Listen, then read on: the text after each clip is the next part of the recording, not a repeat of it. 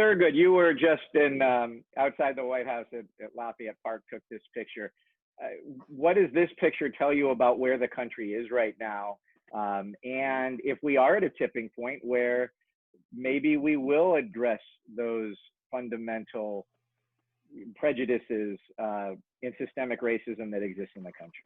I was struck by the fact that what has been so, one of the many things that's been so disturbing about this response, which is this 8-foot fence that was erected and expanded the safety perimeter around the White House, was immediately basically flipped into the protesters' an advantage. And there's a remarkable array of signage there and messaging with everything from a number of the standard Black Lives Matter quotations to Nina Simone and all sorts of historic information, photos, and personal messages from people.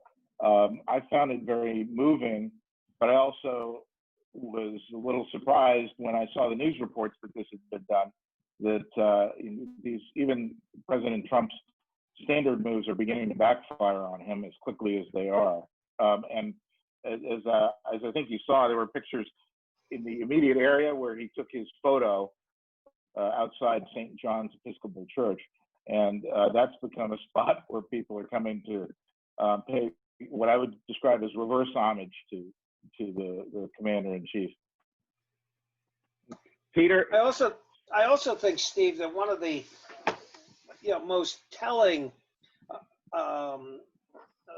moments as this movement has spread across the country is that it has really settled in on the taking down of the Confederate statues that populated, south of the Mason-Dixon line as a triumphant capstone to Jim Crow around the turn of the century.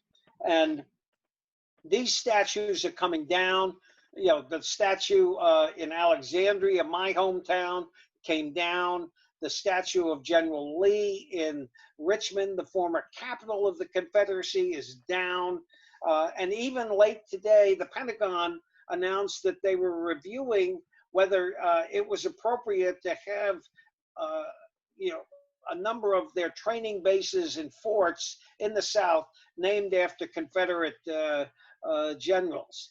So this movement is spreading beyond simply the terrible death of Mr. Floyd, and it's dealing with the fundamental racist issues that this country has so desperately wanted to avoid over the past years.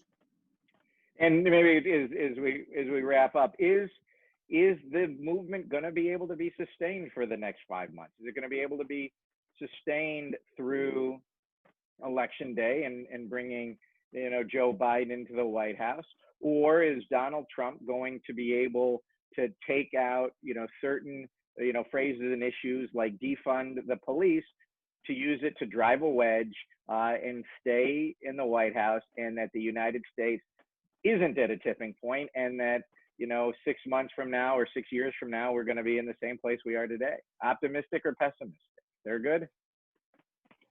I'm optimistic that the attitude, the mood, and the energy will be sustainable and will sustain and continue not only to the election but through the election.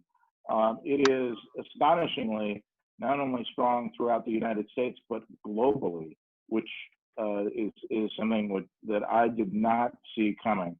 And that part of this is remarkable. But what's also, I think, giving me the hope that there will be sustained activity and energy around these issues is that there is a focus not merely on U.S. law enforcement reforms, but on the entire range of issues that are impacted by the inequality in the United States, of which law enforcement misconduct is just one small piece. So what I do see coming is a sustained effort to try to attack a whole portfolio of issues. What concerns me is that to achieve actual accomplishments under those headers is going to require a lot of time and effort well beyond the election. So if Joe Biden is successful, there's a lot of work to be done on these issues, but that certainly gives me a lot more reason to be enthusiastic if he can win, that these things are going to be truly tackled in a meaningful way as opposed to doing it piecemeal in local jurisdictions trying to fight against a second term of the Trump administration. Yeah, I have to agree with Thurgood. I think there's something different about it this time. You know, I was just a young man during the civil rights movement, and you know, we knew we were fighting for certain fundamental rights, but we knew we weren't tackling the total picture.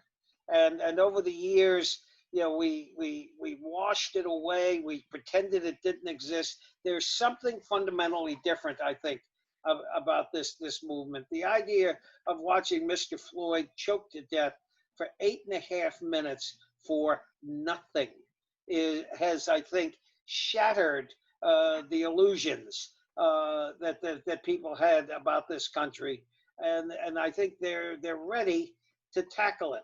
Now, Joe Biden is going to have to be very careful on how he goes forward. He can't misstep on anything, but I think he's capable of doing that, and I think this is the beginning of something that could be extraordinarily important for our country.